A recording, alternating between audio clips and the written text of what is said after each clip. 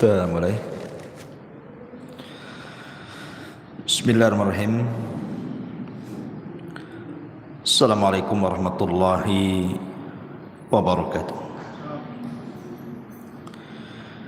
Alhamdulillah wassalatu wassalamu ala Rasulillah wa ala alihi wa sahbihi wa mawalah wa la hawla wa la quwwata illa billahi wa ba'du. Alhamdulillah, di pagi menjelang siang ini kita bisa kembali duduk di Masjid Nidaul Ilmi dalam rangka kajian rutin setiap Rabu jam 10, dan pembahasan di hari ini kita akan membahas seputar mukaffirat minadz-dzunub, hal-hal yang bisa menghapuskan dosa-dosa.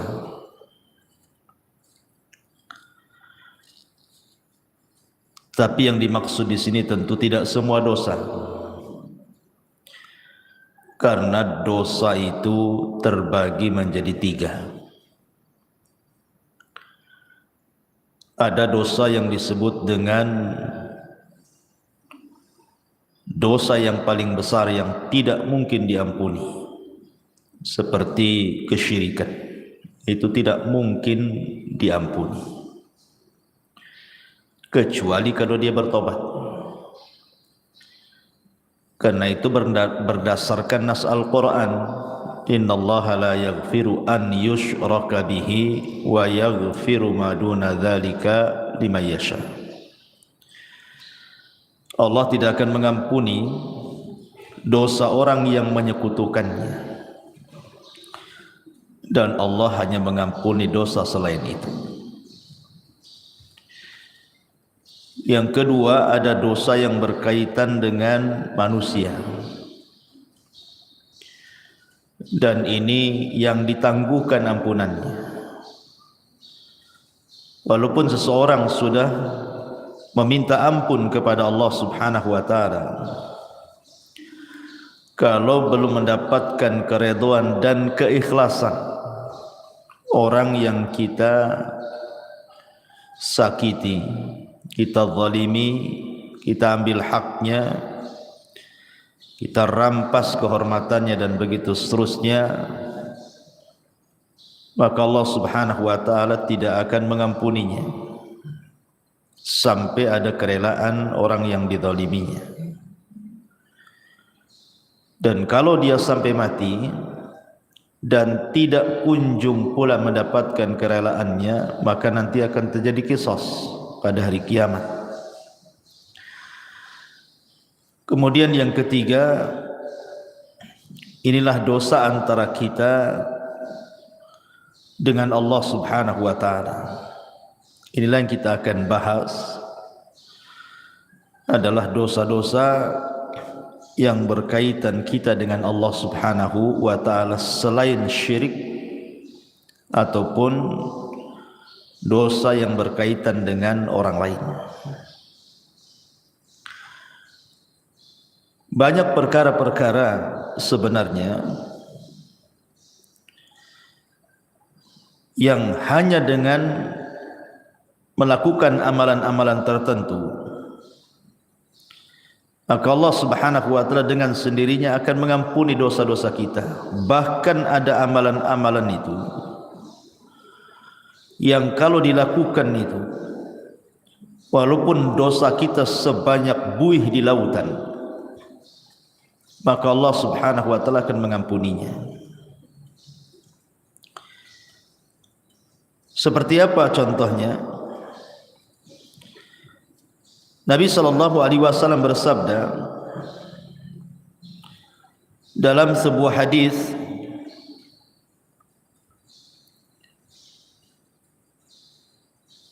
yang dikeluarkan oleh Imam Muslim dan yang lainnya,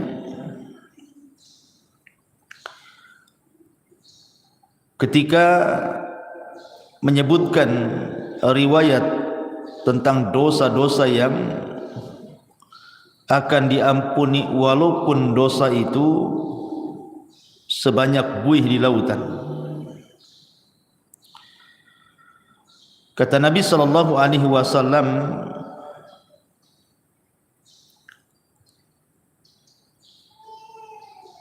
disebutkan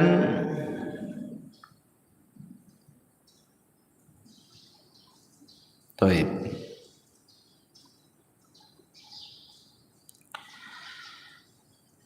Dari Himran dia mengatakan, falamma tawaddu'a Uthman qala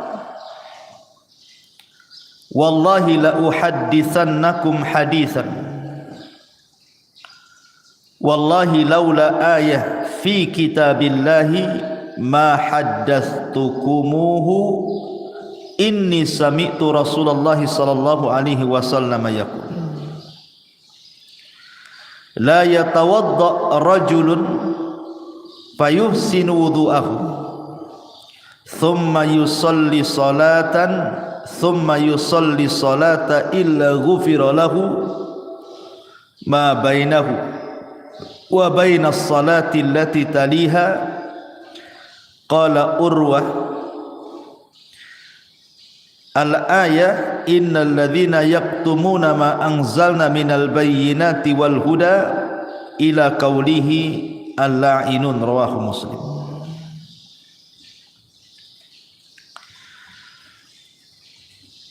Dari Himran dia mengatakan, ketika Uthman ibn Affan radhiyallahu anhu, beliau melakukan wudu. Kemudian dia mengatakan, demi Allah, saya akan ceritakan kepada kalian sebuah hadis. Demi Allah, kalau bukan karena ayat dalam Al-Quran, tentu aku tidak akan ceritakan ini kepada kalian. Aku mendengar Nabi SAW bersabda, tidaklah seseorang berwudu kemudian memperbaiki wudunya, kemudian salat, maksudnya salat 2 rakaat wudu, kecuali akan diampuni antara dia dan jarak salat dia yang akan dilakukan setelahnya. Maka Urwah mengatakan yang dimaksud ayat oleh Uthman itu adalah sesungguhnya orang-orang yang menyembunyikan apa yang kami turunkan dari keterangan-keterangan dan petunjuk sampai kepada perkataannya, merekalah orang-orang yang akan dilaknat oleh Allah Subhanahu wa taala. Lihat bagaimana di sini Uthman ibn Affan radhiyallahu anhu menjelaskan bahwa wudu itu bisa menggugurkan dosa. Jadi tetesan-tetesan air wudu itu bisa menggugurkan dosa kita. Artinya bahwa hanya semata-mata kita berwudu itu sudah diteteskan dosa-dosa kita lewat air wudu tadi.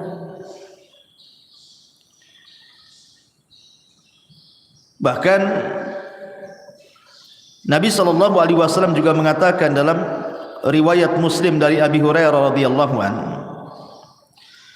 man sabbahallaha fi duburi kulli salatin thalathan wa thalathin wa hamidallaha thalathan wa thalathin wa kabbarallaha thalathan wa thalathin fatilka tis'atan wa tis'un wa qama tamamul mi'ati la ilaha illallah wahdahu la syarika lah lahul mulk wa lahul hamdu wa huwa ala kulli syai'in qadir ghufirat khotoyahu wa in kanat mithla zabadil bahri. Jadi kalau seandainya wudu tadi Bu itu sudah menggugurkan dosa, semata-mata ibu wudu itu bisa menggugurkan dosa tuh dari air-air wudu itu. Kemudian ibu melaksanakan sholat wajib. Setelah sholat wajib itu kan ada zikir Bu. Lihat bagaimana keutamaan zikir ba'da salat itu. Barang siapa yang bertasbih setiap selesai salat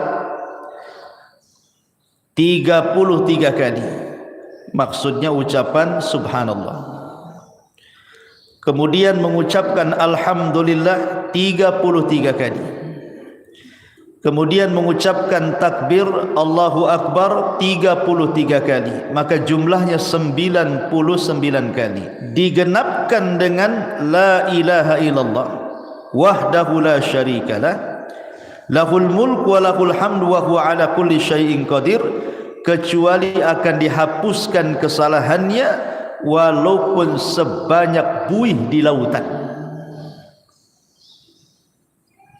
Jadi jangan pernah meremehkan zikir setelah solat. Lihat bagaimana keutamaannya, luar biasa. Siapa yang bisa menghitung buih di lautan? Tidak ada. Tapi Nabi SAW mengatakan walaupun dosa kita seperti buih di lautan akan diampuni. Kemudian contoh yang lain dari Abu Hurairah radhiyallahu an, hadis ini disepakati Bukhari dan Muslim.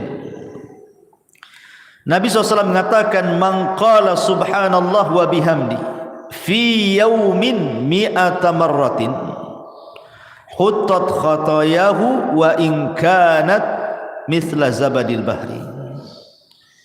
Siapa yang melazimkan ucapan subhanallah wa bihamdi, kan mudah Bu ya, subhanallah wa bihamdi, sekali dengar saja hafal tuh. Fi yaumin mi'ata marrah, dalam satu hari itu 100 kali. Pamannya ibu bagilah, pagi berapa kali, siang berapa kali, sore berapa kali, malam berapa kali, pokoknya 100 kali dalam sehari. Tapi lihat pahalanya, maka akan dihapuskan kesalahannya walaupun seperti buih di lautan. Subhanallah, hanya mengucapkan subhanallah wa bihamdi 100 kali itu sudah menghapuskan kesalahan kita walaupun sejumlah buih di lautan. Atau contoh yang lainnya, hadis dari Abi Hurairah yang dikeluarkan oleh Imam An-Nasa'i dan Ibnu Hibban dalam sahihnya, man qala hina ya'wi ila firashihi la ilaha illallah wahdahu la syarikalah lahul mulk wa lahul hamdu wa huwa ala kulli syai'in qadir la haula wa la quwwata illa billahil aliyyil azim subhanallah walhamdulillah wa la ilaha illallah allahu akbar ghufirat lahu dhunubuhu aw khatayahu wa in kanat mithla zabadil bahri. Siapa yang menuju pembaringannya sebelum tidur, maksudnya Bu, ibu baca la ilaha illallah wahdahu la syarikalah, tidak ada sembahan yang berhak disembah kecuali Allah, dialah semata yang tidak ada sekutu baginya. Lahul mulk wa lahul hamdu, baginya kerajaan, baginya pujian, wa huwa ala kulli syai'in qadir, dan dia atas segala sesuatu maha mampu. La haula wa la quwwata illa billahil aliyyil azim, tidak ada daya dan kekuatan kecuali milik Allah yang maha tinggi lagi maha agung. Subhanallah, maha suci Allah. Walhamdulillah, segala puji hanya milik Allah. Wala ilaha illallah, tidak ada sembahan yang berhak disembah kecuali Allah. Wallahu akbar, dan Allah maha besar, kecuali akan diampuni dosanya atau kesalahannya walaupun kesalahan ibu itu sejumlah buih yang ada di lautan. Hanya membaca satu kali ini saja loh sebelum tidur. La ilaha illallah wahdahu la syarikalah lahul mulku wa lahul hamdu wa huwa ala kulli syai'in qadir la haula wa la quwata illa billahil aliyyil azim subhanallah walhamdulillah wa la ilaha illallah allahu akbar. Cukup menghapuskan kesalahan kita walaupun sejumlah buih yang ada di lautan. Subhanallah Bu ya, lihat. Sebenarnya amalan-amalan zikir seperti ini itu kan bisa kita lakukan. Karena zikir itu bisa dilakukan, anak kecil bisa melakukannya, orang remaja bisa melakukannya, orang dewasa bisa melakukannya, orang tua bisa melakukannya, laki-laki bisa, perempuan bisa, kapanpun bisa. Tidak harus mengeluarkan modal, yang penting dihafal, dibaca. Tapi lihat pahalanya, menunjukkan bahwa zikir itu amalan yang luar biasa.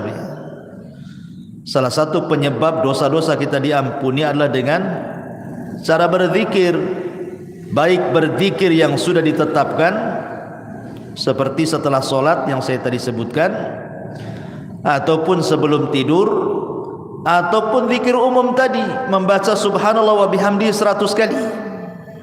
Tapi itu sudah cukup tuh menghapuskan dosa kita walaupun sejumlah buih di lautan. Luar biasa. Sebenarnya Islam itu mudah gitu ya. Cuman kita saja yang kadang-kadang sulit untuk atau malas untuk melakukannya. Zikir kan beda Bu dengan solat. Harus ke masjid kalau laki-laki, harus ada gerakan walaupun ibu di rumah. Zakat harus pakai harta, haji apalagi capek-capek. Zikirnya hanya ngomong saja. Itu saja kadang-kadang malas kita berzikir. Tapi kita akan sebutkan beberapa amalan yang bisa menghapuskan banyak dosa. Yang pertama, bersolawat. Bersolawat kepada Nabi sallallahu alaihi wasallam. Dari Anas radhiyallahu an, Nabi sallallahu alaihi wasallam bersabda, "Man shalla alayya salatan wahidatan sallallahu biha asyra salawatin wa khutta anhu biha asyra sayyiatin wa rafa'ahu Allahu biha asyra darajat." Barang siapa yang bersalawat kepadaku 1 kali, kata Rasulullah, maka Rasul akan bersalawat 10 kali kepada kita, dan kesalahan kita akan dihapus sebanyak 10 kesalahan, dan kita akan diangkat dengan 10 tingkatan. Hanya bersalawat saja Bu. Allahumma salli ala Sayyidina Muhammad, hanya ngomong begitu, maka Allah akan utus malaikat membawa salawat kita menuju mana? Malaikat akan datang ke kuburan Nabi, kemudian akan memberitahukan kepada Nabi kita bahwa ada di antara umatmu yang bersalawat kepadamu, maka Rasul akan bersalawat 10 kali kepada kita. Subhanallah, apalah sulitnya bersalawat sambil jalan dari sini pulang, atau tadi dari rumah ke sini Allahumma sholli ala Muhammad, kan gak ada susah. Biasakan. Kalau bisa setiap ibu kaget itu yang dibaca. Karena saya di masyarakat itu aneh-aneh, kalau orang kaget apa pula yang diomongkan tuh. Ya. Bahkan saya punya kawan tuh, kalau kaget bilang jangkrik, kan sayang gitu. Kaget aja jangkrik katanya, ya Allah kan. Apa susahnya Allahumma sholli ala Muhammad daripada jangkrik yang disebut? Ya, jadi salawat itu 1 kali sudah menghapuskan 10 kesalahan dari kita, mengangkat lagi 10 derajat dari kita. Rasul pula bersalawat 10 kali kepada kita. Ini yang pertama. Yang kedua adalah al-istighfar. Astagfirullah, astagfirullah, kan itu Bu ya. Kan mudah itu istighfar, sambil sini jalan pulang itu kan bisa astagfirullah, astagfirullah gitu ya. Disebutkan dalam sebuah hadis Nabi sallallahu alaihi wasallam mengatakan, "Man lazimal istighfar ja'alallahu min kulli dzikin faraja." Siapa yang melazimkan baca istighfar, maka Allah akan jadikan kesulitannya lapang. Bahkan Allah Subhanahu wa taala berfirman, "Wa man ya'mal su'an aw yadhlim nafsah thumma yastaghfirillaha yajidillah ghafurar rahimah."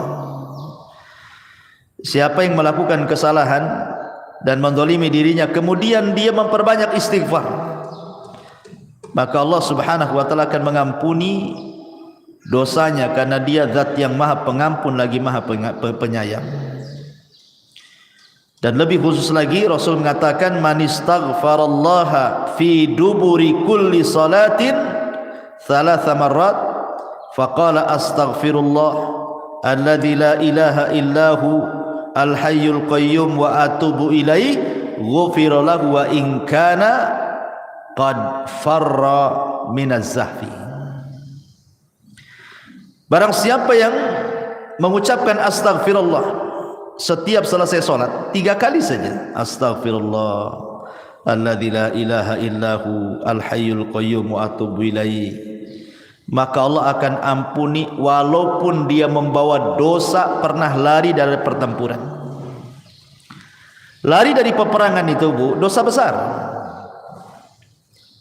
Enggak boleh orang lari dari peperangan itu, kecuali kalau musuhnya lebih banyak. Umpamanya lebih dari 3 orang, 1 melawan 3 orang, boleh lari. Tapi 1 melawan 2 orang enggak boleh lari, sebab kalau lari dosa besar.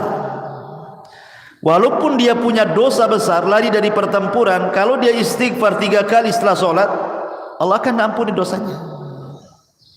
Luar biasa. Ini yang kedua. Yang ketiga,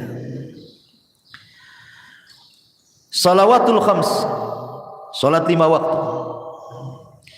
Dari Abu Hurairah radhiyallahu an, Nabi SAW bersabda yang dikeluarkan Imam Muslim, as-salawatul khamsu wal jum'ati ilal jum'ati kafaratun lima bainahunna ma lam taghshal kabair. Salat 5 waktu dan Jumat ke Jumat adalah kafarah bagi dosa-dosanya selama dia tidak menenggelamkan diri dengan dosa besar. Sekarang ini, Bu, melakukan dosa kecil itu mudah sekali. Kalau dulu mungkinlah ya melakukan dosa kecil tetapi agak sulit gitu ya. Tapi kalau sekarang ini hampir tiap hari kita melakukan dosa kecil, Bu. Karena setiap kita ini punya handphone masalahnya. Terkadang di handphone itu kan nengok YouTube, nengok Facebook, nengok TikTok, ya kan? Atau apalah gitu ya. Terkadang nengok aurat di situ, entah laki-laki entah perempuan. Ya, yang di iklan-iklan lewat gitu kan. Kadang-kadang yang lewat di iklan itu kan enggak pakai jilbab juga tuh. Kadang-kadang ada yang lagi sepak bola gitu kan, di atas lutut celananya itu kan aurat laki-laki.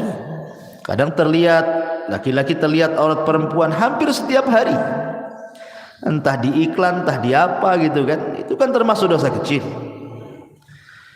Maka kalau seseorang kemudian melanggengkan solat 5 waktu, maka solat dari zuhur ke asar, asar ke maghrib, maghrib ke isya, isya ke subuh, subuh ke zuhur, itu di antara selang waktu solat wajib ke wajib berikutnya itu menghapuskan dosa. Bahkan di zaman Nabi ada seorang anak muda itu berkhalwat dengan seorang perempuan, tapi tidak melakukan zina, maksudnya zina benaran. Hanya mungkin ya pegang-pegang, peluk-peluk, cium-cium gitu saja kan. Tapi tidak sampai zina besar. Tapi di mata para sahabat, dosa yang seperti itu sudah dianggap dosa besar itu. Nyesel dia. Datang dia kepada Nabi. Rasul, saya sudah melakukan dosa besar katanya. Kenapa? Kata Rasul, tadi saya berkhalwat dengan seorang perempuan begini, tapi tidak sampai melakukan zina besar, hanya berkhalwat saja. Kata Nabi SAW, hal sallaital asra ma'iya jama'atan, apakah tadi engkau solat asar bersamaku jamaah? Kata anak muda ini, ya wahai Rasul. Apa kata Rasul? Idhab faqad ghafarallahu lak, pergi kamu, Allah sudah ampuni dosamu. Kenapa? Karena Allah mengatakan innal hasanat yudhibna sayyi'at, bahwa kebaikan-kebaikan itu bisa menghapuskan keburukan. Baik, selanjutnya apa lagi? Sedekah. Dalam sebuah hadis yang dikeluarkan ataupun dari sahabat Hudzaifah bin Yaman, ketika Umar bin Khattab radhiyallahu an menanyakan kepada Hudzaifah soal fitnah yang akan terjadi di akhir zaman, maka kemudian adalah yang kemudian Hudzaifah bin Yaman mengatakan, ana sami'tuhu yaqul, aku mendengar Nabi SAW bersabda, kata Hudzaifah, fitnatur rajuli fi ahlihi wa malihi wa jarihi tukaffiruha as-salatu was-siyamu was-sadaqah. Fitnah seseorang dari keluarganya, dari hartanya, dari tetangganya itu bisa digugurkan dengan salat, puasa dan sedekah. Jadi sedekah juga bisa menggugurkan dosa. Bahkan kalau seandainya sedekah itu dilakukan secara sirriyah, tidak terang-terangan, Bu, yang tahu hanya ibu dengan Allah Subhanahu wa taala saja. Gimana caranya Ustaz sedekah sirriyah itu? Oh, gampang. Sekarang kan di handphone itu sudah banyak tuh program SMS banking itu, Bu, ya. Kirim saja lewat SMS banking. Kemudian coret namanya, kan? Gak nampak tuh. Pengirimnya dicoret. Kan tidak ada yang tahu siapa pengirimnya. Sudah gitu saja. Tinggal konfirmasi. Ya, jangan dikasih tahu konfirmasinya. Kalau udah tahu nomornya, tahu pula dia, kan? Pakai nomor lain. Ya, jadi orang tak tahu yang nerima sumbangan tuh. Makanya Nabi SAW mengatakan, sadaqatus sir tudfi'u ghadaba rabb. Bahwa sedekah yang tidak terang-terangan itu bisa menghilangkan kemurkaan Allah Subhanahu wa taala. Bahkan dalam riwayat, tudfi'ul khati'ah kama yudfi'ul ma'un nar. Bisa menghilangkan kesalahan seperti api bisa dipadamkan dengan air. Rawahu Tirmidzi. Jadi sedekah juga bisa menggugurkan dosa. Kemudian apalagi intidharus shalah. Intidharus shalah, menunggu waktu salat. Rindu rasanya ibu itu di rumah itu, kapan duhur kok lama kali ya, katanya. Nanti sudah surat duhur, kapan asar ini kok lama kali. Habis asar, aduh kapan nih maghrib ini kok lama kali. Ini terbalik, aduh udah duhur lagi katanya. Nanti asar cepat kali waktu ini, baru tadi itu sudah asar. Itu sholat jadi beban bagi dia tuh kalau ngomong kayak gitu tuh.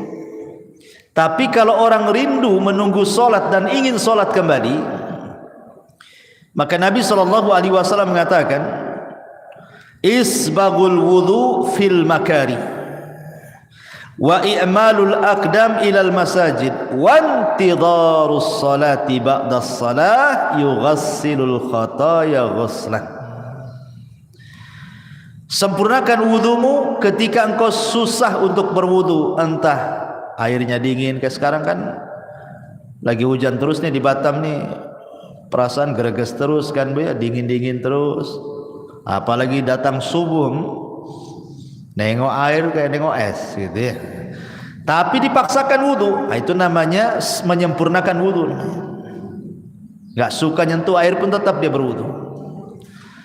Ataupun melangkahkan kaki ke masjid, ataupun menunggu sholat setelah sholat, maka itu bisa mencuci kesalahan-kesalahannya. Hadis ini sahih ala syarti Muslim dan dikatakan oleh Syekh Albani sebagai hadis sahih.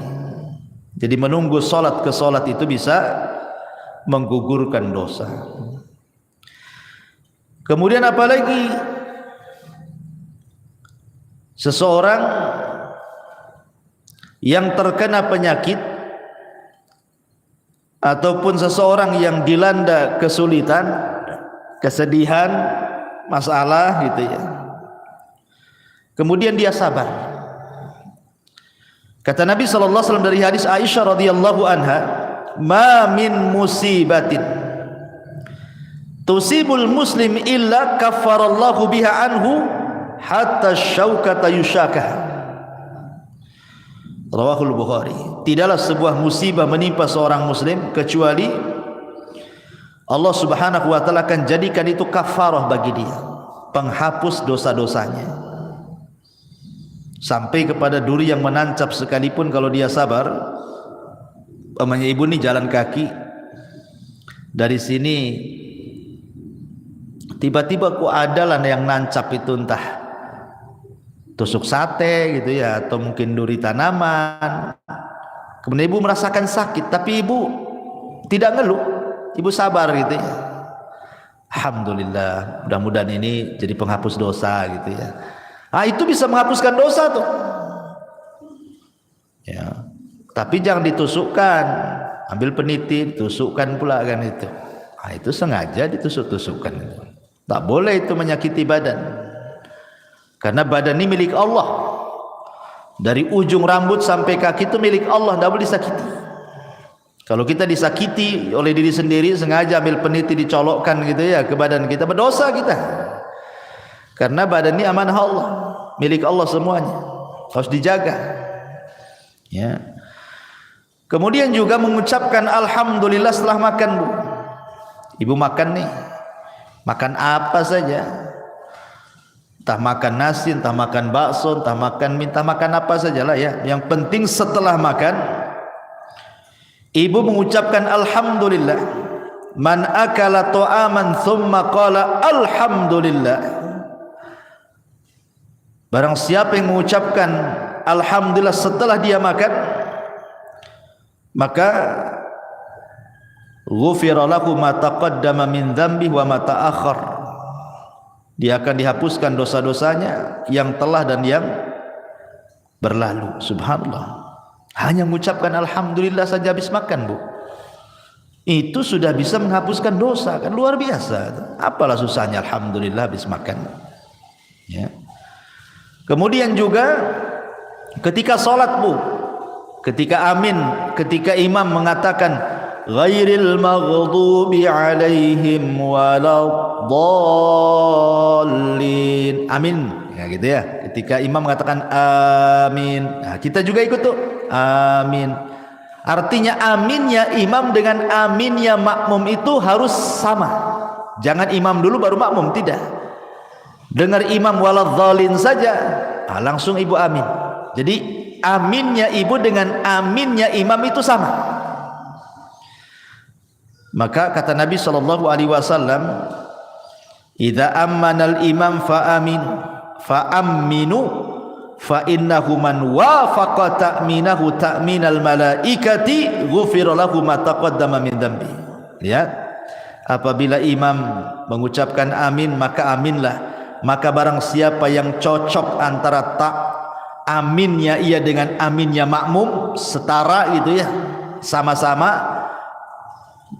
kemudian bertepatan pula dengan aminnya malaikat, maka akan diampuni dosa-dosanya.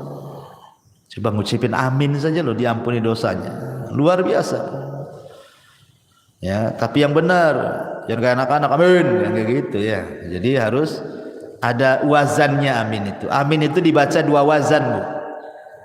Bisa menggunakan wazan fa'ilun ya, atau fa'ilun, dibaca amin atau amin. Nah, dua bacaan, Bu. Amin itu dua bacaan, ala wazni fa'ilun atau fa'ilun gitu ya. Bisa dibaca amin ataupun amin.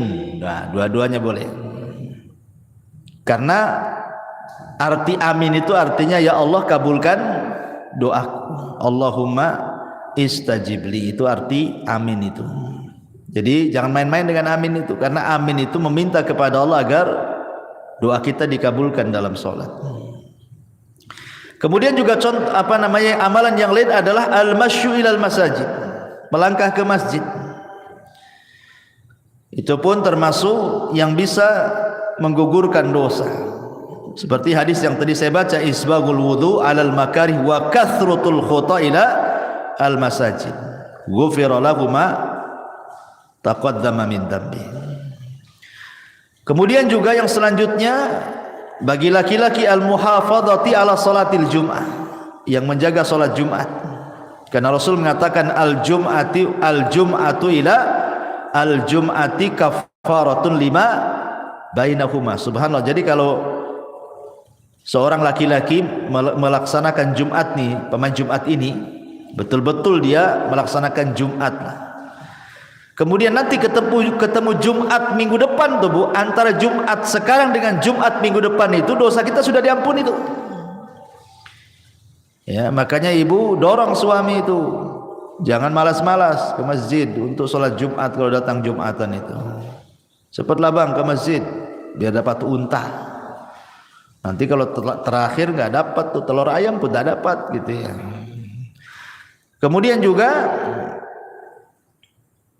yang bisa menghapuskan dosa adalah kafaratul majlis Bu. Ingat ibu ya, kafaratul majlis itu penting Bu. Ibu umpamanya datang ke arisan atau mungkin datang ke kondangan, atau ibu main ke rumah kawan, entah berdua, entah bertiga, entah berempat, ngobrol lah ibu di situ sambil makan rujak, ya kan? Nanti Bu setelah pulang Bu, setelah selesai mau balik nih Bu ya, jangan lupa Bu baca kafaratul majlis.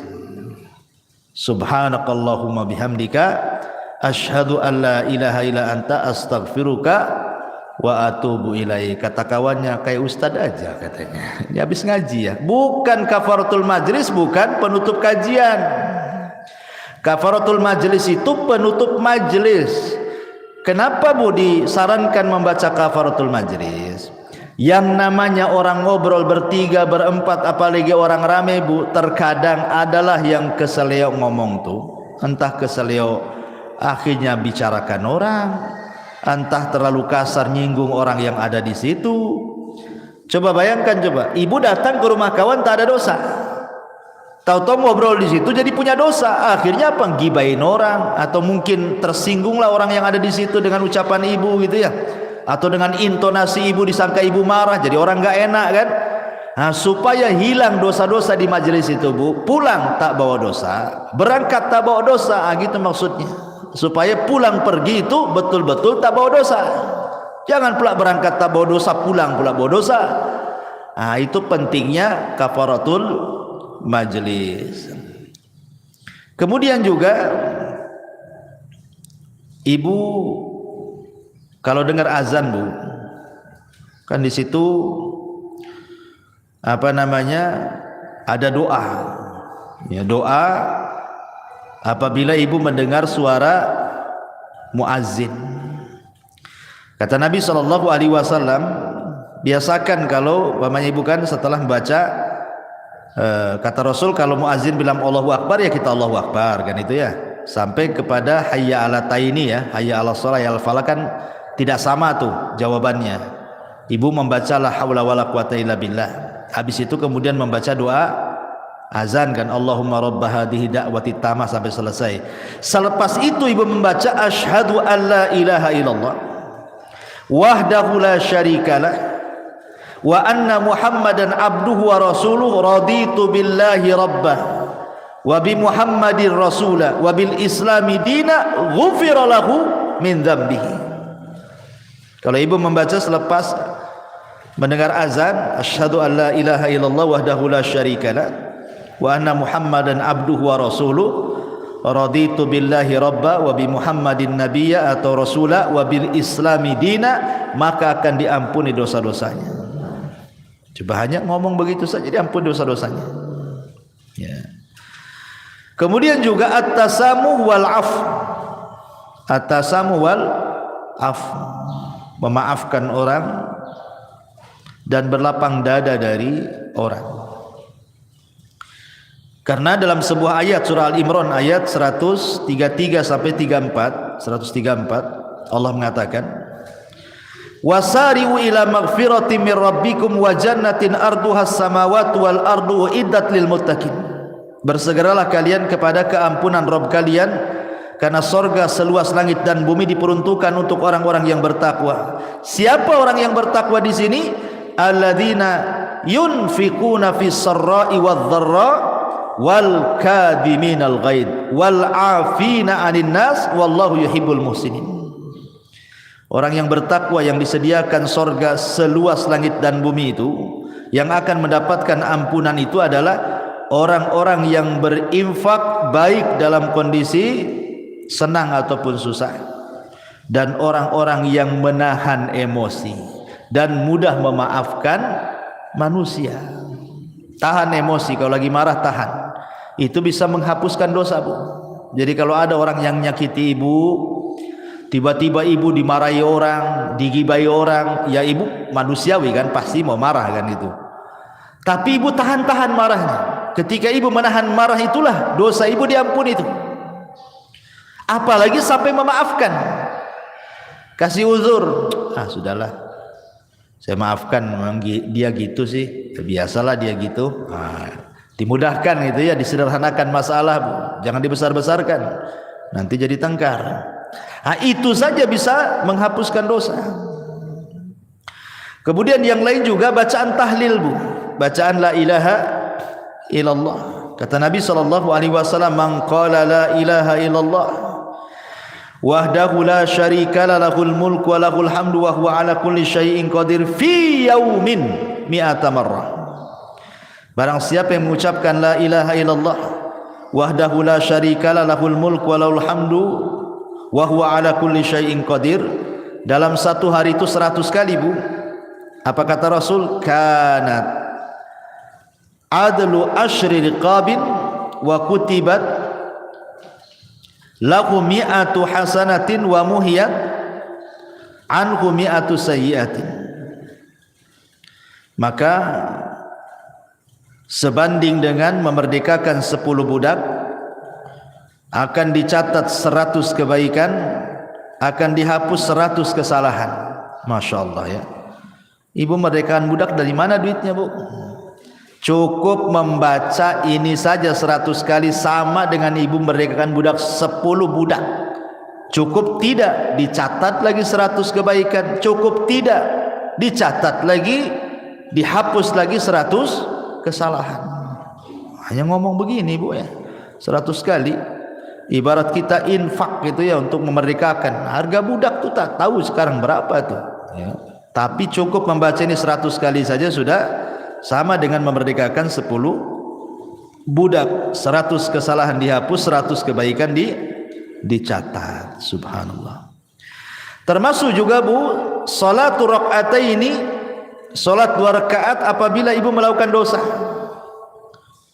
Ibu habis gibah nih di tetangga nih, lama pula gibahnya setengah hari, baru balik, aduh mak, tadi saya sudah gibai orang nih, nantilah langsung ibu telepon sama yang digibai itu, saya minta maaf loh, tadi saya yang gibai anti loh, minta maaf ya. Habis itu ngomong sama kawan-kawan yang satu majelis tuh, saya nggak ikut-ikut loh katanya. Nah, ibu langsung sholat 2 rakaat tuh, sholat tobat namanya ya. Maka kata Nabi SAW, ma min abdin aznaba dzamban fayuhsinu tuhur thumma yaqumu fayusalli rak'ataini thumma yastaghfirullah illa ghufirallah. Tidaklah seorang hamba melakukan dosa kemudian dia memperbaiki wudu, kemudian dia salat 2 rakaat salat taubat, bertobat kepada Allah, kecuali Allah akan ampuni itu dosa-dosanya ya. Kemudian juga yang bisa menghapuskan dosa adalah ittiba'us sayyi'ah al-hasanah, ikuti yang buruk dengan yang baik. Jadi kalau seandainya satu hari ini kita melakukan keburukan, maka buatlah satu hari ini juga melakukan kebaikan. Boleh jadi mungkin satu hari ini ibu tidak sadar marahi orang, orang yang dimarahinya mungkin ya kita tidak tahu apakah dia menerima atau tidak gitu kan. Tapi mungkin ibu melakukan hal yang sama. Buatlah kebaikan di situ juga. Kalau tadi marah-marah, sekarang ngomong yang baik-baik, yang santun-santun sama orang gitu ya. Jadi imbangi itu keburukan dengan kebaikan.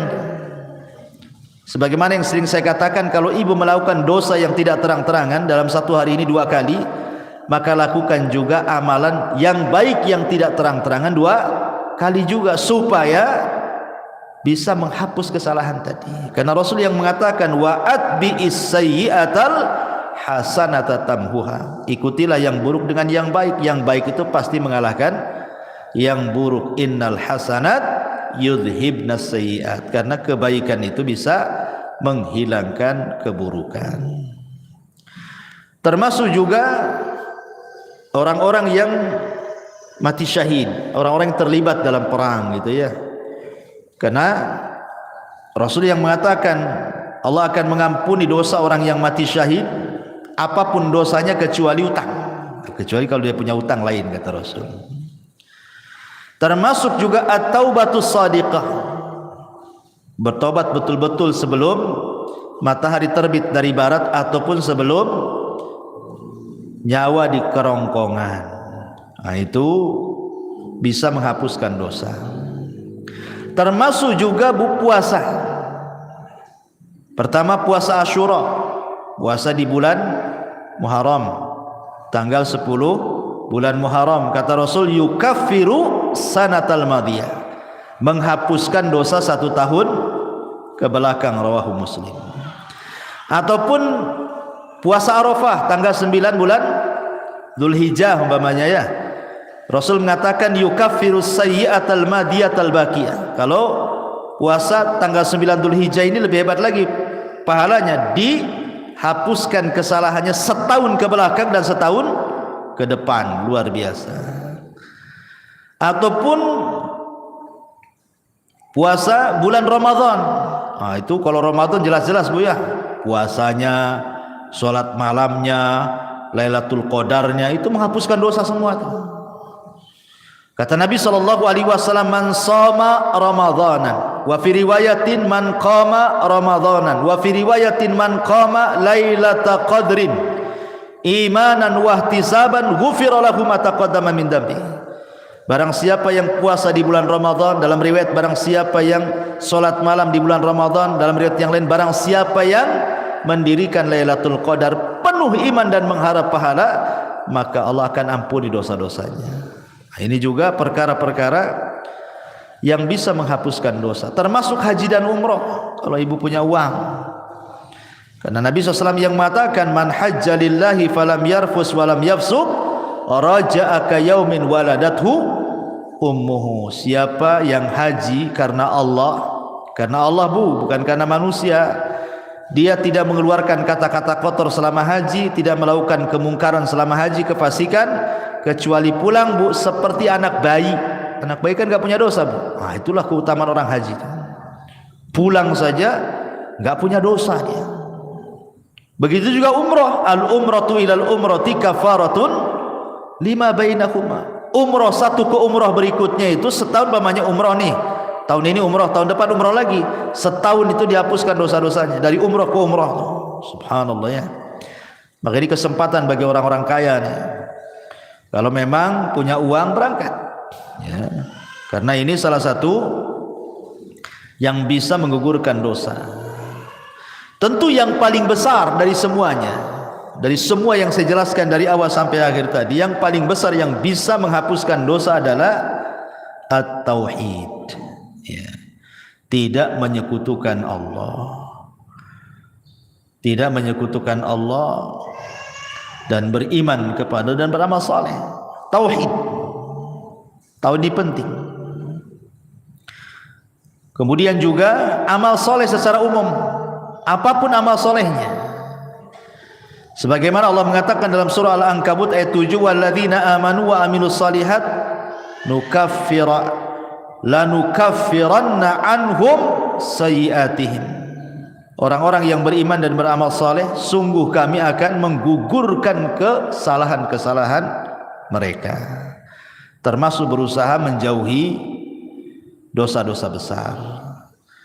Dalam surah An-Nisa 31 Allah mengatakan in tajtanibu kabaira ma tunhauna anhu nukaffiru ankum sayyiatikum. Jika kalian menjauhi dosa-dosa besar, syirik, zina, minum khamar dan begitu seterusnya, apa yang telah dilarang, maka kami akan gugurkan dari kalian kesalahan kalian. Termasuk juga berusaha menjadi orang yang takwa, menjalankan perintah, menjauhi larangan gitu ya. Karena Allah mengatakan wa man yattaqillaha yukaffir anhu sayyiatihi, barang siapa yang bertakwa kepada Allah maka Allah akan hapuskan dosa-dosanya. Dan juga penting taubah as-sadiqah, betul-betul bertobat dengan tobat yang jujur. Tapi kalau seandainya ini berkaitan dengan dosa besar, maka ada tambahan, bukan hanya sekedar amalan-amalan yang saya tadi sebutkan. Kalau berkaitan dengan dosa besar, ada lagi tambahan. Pertama, ikhlas, niat ingin bertobat. Yang kedua, al-iqla', betul-betul melepas dosa dan meninggalkan. Yang ketiga, an-nadam, menyesal kenapa saya melakukan dosa. Yang keempat, aqdul azmi, betul-betul berjanji tidak mungkin kembali ke dosa itu. Kemudian yang kelima, ikuti dosa yang sudah dilakukan dengan kebaikan supaya dosanya bisa terhapuskan. Dan kalau itu berkaitan dengan hak adami, hak-hak manusia, maka kembalikan. Pernah ngambil, balikin apa yang sudah diambil. Pernah zalimi, minta keredoannya agar dimaafkan kezalimannya. Dan begitu seterusnya. Ma'asyiral muslimat yang dimuliakan Allah Azza wa Jalla. Adapun tentang keutamaan taubat sendiri, bertobat kepada Allah Azza wa Jalla, yang pertama, taubat itu menjadi penyebab Allah itu suka dengan kita. Makanya ada doa, Allahumma ij'alni minat tawwabin waj'alni minal mutatahhirin. Setiap kita habis wudu itu kan, ya Allah jadikan aku termasuk orang-orang yang bertobat dan termasuk orang-orang yang bersuci. Setiap wudu kita meminta kepada Allah seperti itu kan. Kenapa?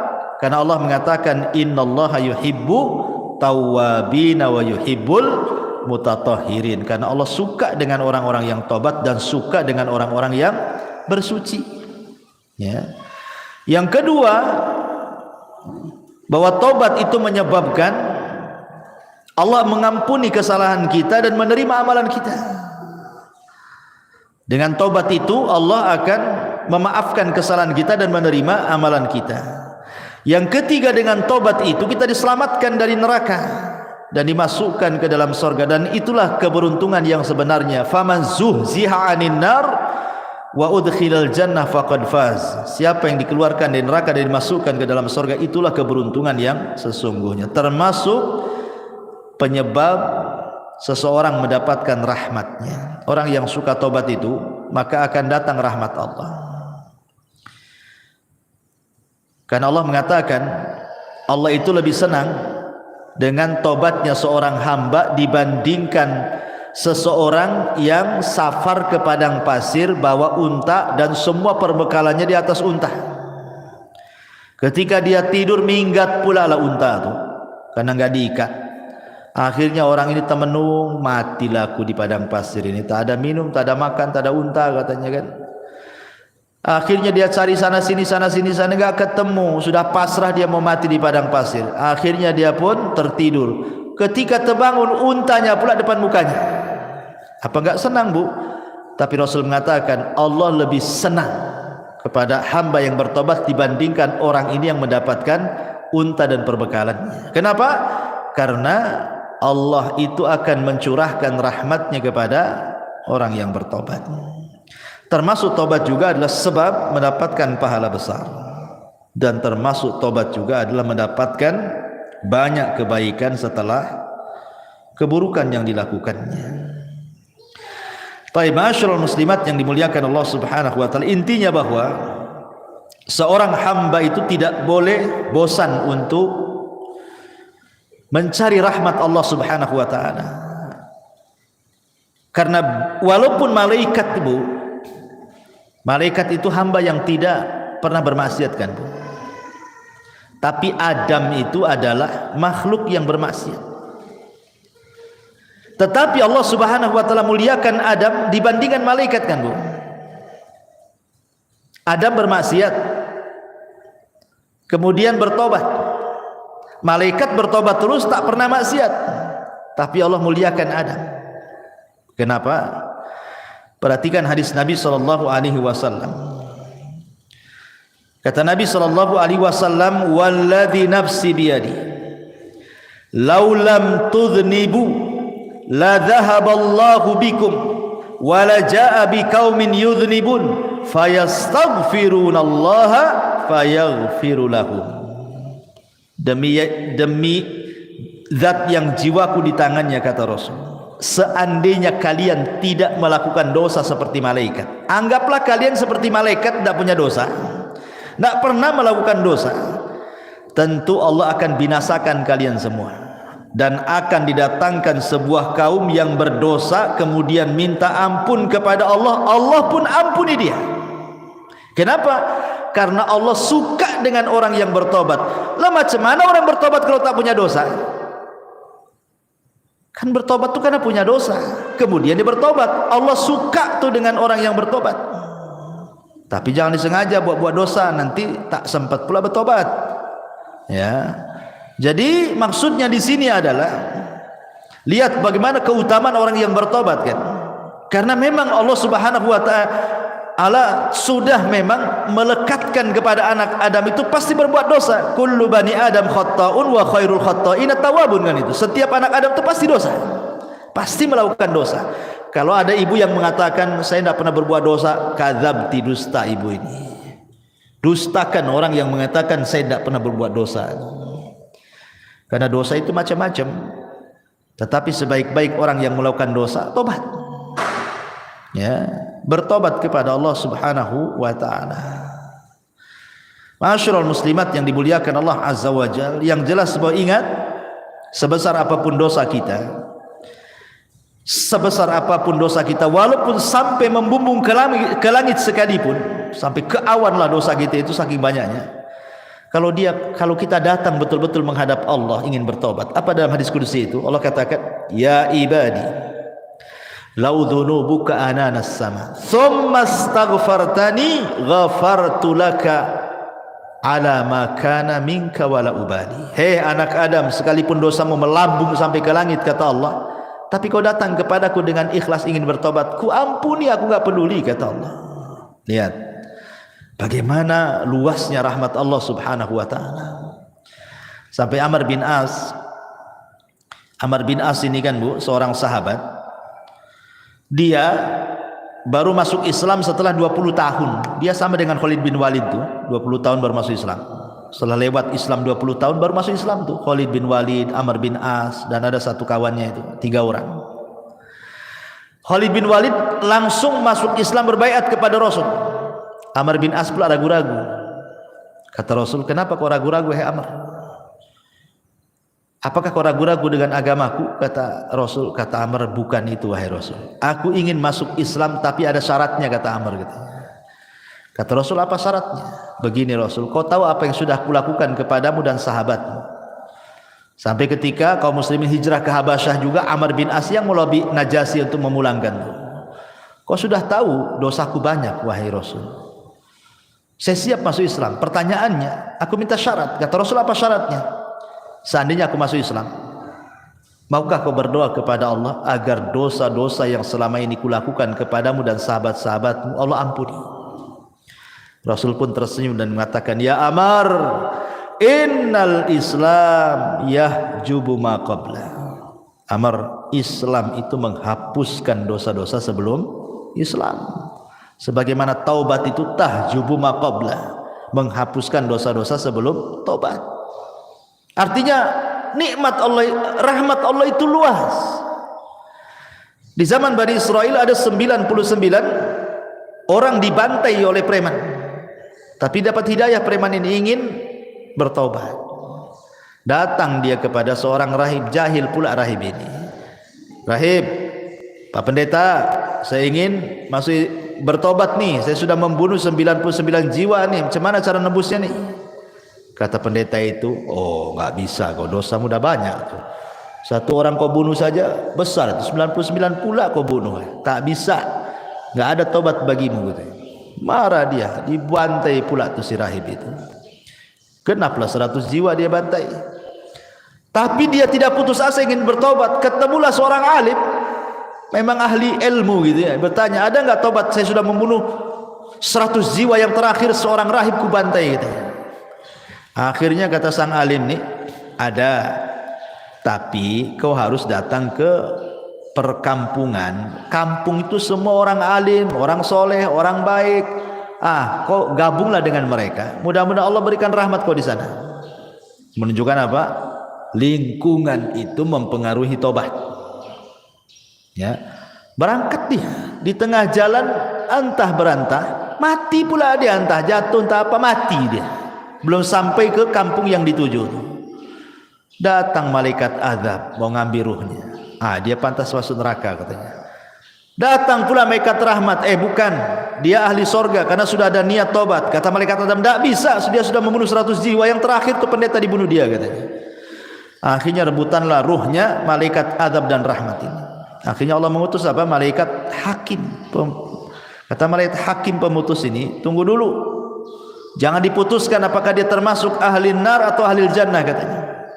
Kita ukur dulu antara kematian dia jaraknya dengan kampung yang dituju, dengan kematian dia kepada orang yang bertanya. Kalau dekat kepada yang bertanya, masukkan dia ke neraka. Kalau dekat ke kampung yang dituju, masukkan dia ke sorga. Sebenarnya disebutkan dalam riwayat itu, dia itu baru keluar dari orang yang bertanya. Artinya desa yang dituju masih jauh itu sebenarnya. Tapi karena Allah luas rahmatnya, dilipatlah bumi itu sama Allah.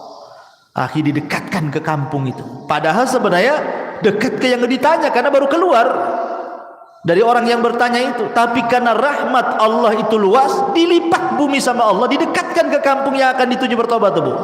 Subhanallah. Itulah kenapa Allah mengatakan inna rahmati taghlibu ghadabi. Rahmatku mengalahkan kemurkaanku. Allah lebih sayang. Ya, karena sudah ada niat tobat, dilipat bumi, dekatkan pula ke kampung bertobat, masuklah dia ke dalam sorga. Itu menunjukkan apa?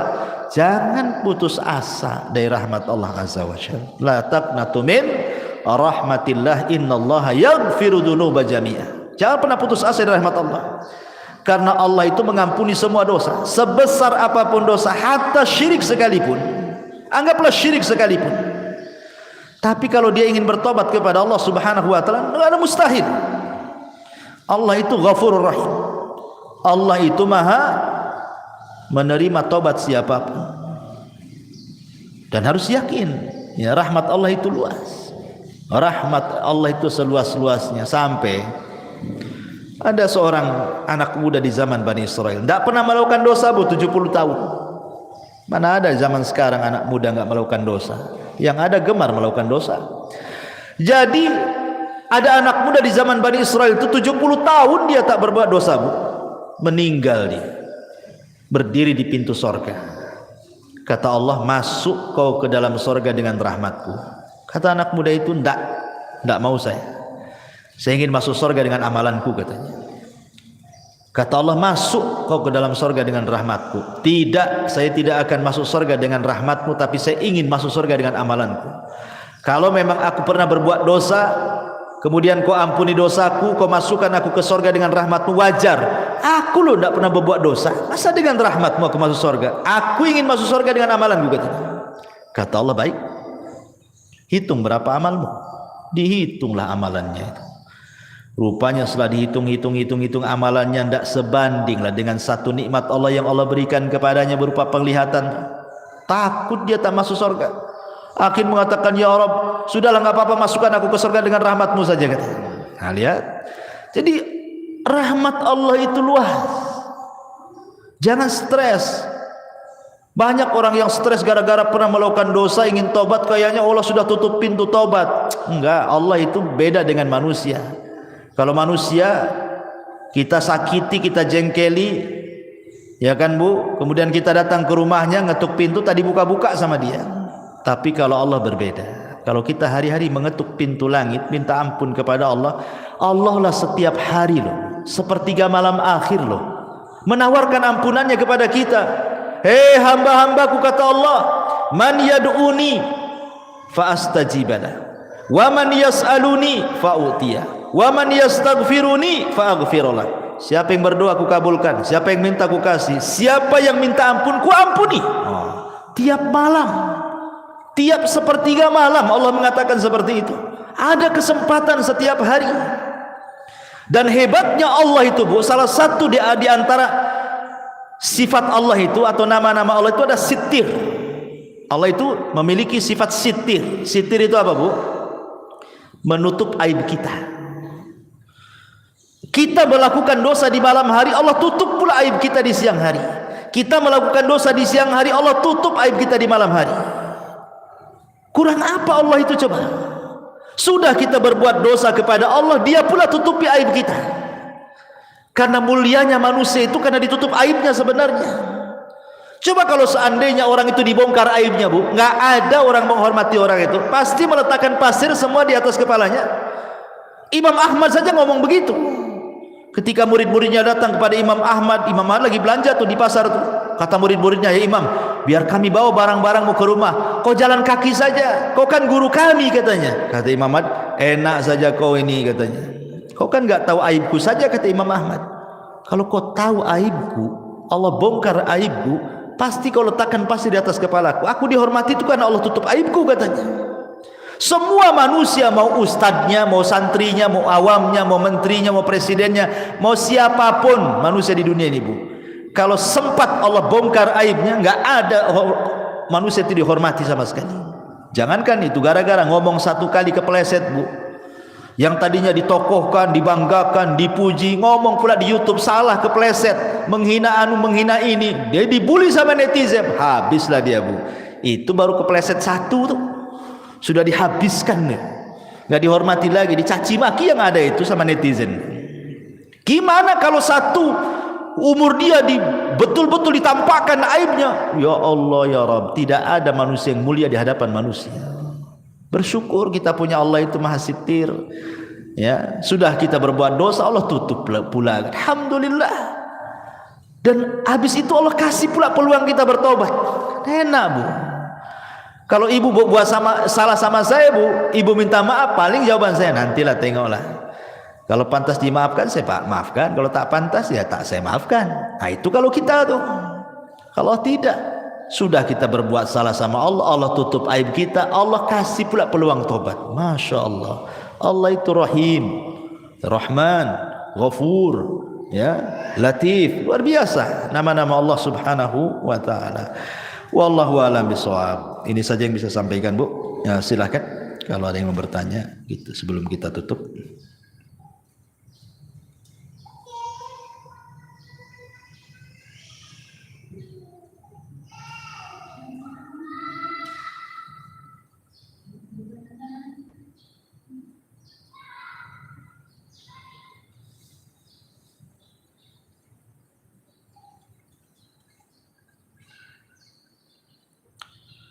Alhamdulillah, belum ada yang bertanya. Nah, makin cepat makin baik. Subhanakallahumma bihamdika asyhadu an la ilaha illa anta astaghfiruka wa atubu ilaik. Wallahu ta'ala alam. Assalamualaikum warahmatullahi wabarakatuh.